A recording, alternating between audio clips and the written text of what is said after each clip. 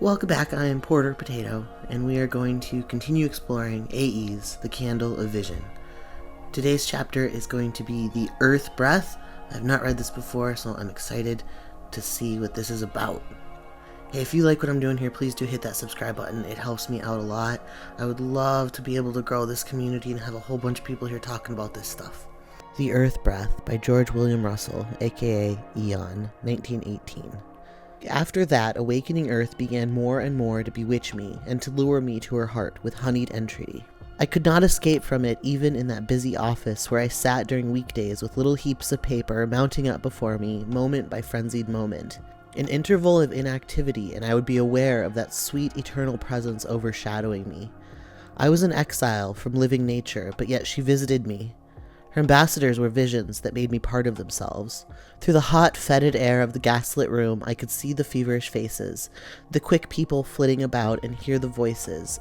And then room, faces, and voices would be gone, and I would be living in the mother's being in some pure, remote, elemental region of hers. Instead of the dingy office, there would be a sky of rarest amethyst, a snow-cold bloom of cloud, high up in the divine wilderness, solitary, a star, all wrapped, breathless, and still, wrapped the seraph princes of wind and wave and fire.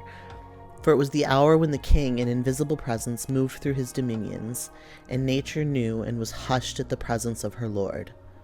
Once, suddenly, I found myself on some remote plain or steppe, and heard unearthly chimes pealing passionately from I know not what far steeples. The earth breath streamed from the furrows to the glowing heavens.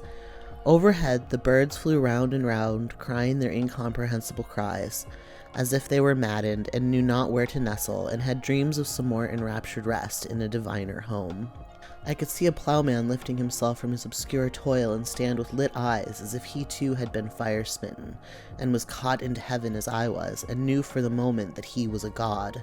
And then I would lapse out of vision and ecstasy, and hear the voices, and see again through the quivering of the hot air the feverish faces, and seem to myself to be cast out of the spirit. I could hardly bear after thinking of these things, for I felt I was trapped in some obscure hell. You too trapped with me, dear kindly people, who never said a harsh word to the forgetful boy. You too, I knew, had your revelations. I remember one day how that clerk with wrinkled face, blinking eyes, and grizzled beard, who never seemed, apart from his work, to have interests other than his pipe and paper, surprised me by telling me that the previous midnight he waked in his sleep, and some self of him was striding to and fro in the moonlight in an avenue mighty with gigantic images, and that dream self he had surprised had seemed to himself unearthly in wisdom and power. What had he done to be so high in one sphere and so petty in another? Others I could tell of, too, who had their moment of awe when the spirit made its ancient claim on them, but none were so happy or so unhappy as I was. I was happy at times because the divine world, which had meant nothing to my childhood, was becoming a reality to manhood, and I knew it was not a dream, for comrades and visions soon came to me, they who could see as I saw, and hear as I heard, and there were some who had gone deeper into that being than I have ever traveled. I was more miserable than my workaday companions because the very intensity of vision made the recoil more unendurable. I feel that on a deep level. It was an agony of darkness and oblivion, wherein I seemed like those who in nightmare are buried in caverns so deep beneath the roots of the world that there is no hope of escape, for the way out is unknown, and the way to them is forgotten by those who walk in light.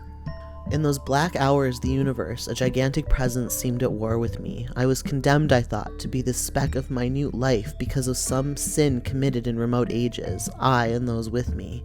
We were all lost children of the stars. Everything that suggested our high original being, a shaft of glory from the far fire in the heavens, spearing the gloom of the office, the blue twilight deepening through the panes until it was rich with starry dust, the sunny clouds careening high over the city. Those things would stir pangs of painful remembrance, and my eyes would suddenly grow blind and wet. Sometimes, too, I would rebel and plot in my obscurity, and remember moments when the will in me seemed to be a titanic power, and my spirit would brood upon ways of escape and ascent to its native regions, as those fallen angels in Milton's tremendous narrative rose up from torture, and conspired to tear the throne from him. And then all that would appear to me to be futile as a speck of dust, trying to stay itself against the typhoon, and the last door would close upon me and leave me more hopeless than before. Okay, that was a quick one, you guys. It was a short chapter. It was also really depressing. I'm going to try and get the next one up as soon as I can. The next chapter is called The Slave of the Lamp, so I don't know if it's going to be much happier, but I imagine we will get to happier times. Thank you so much for watching. I am Porter Potato, and I wish you well.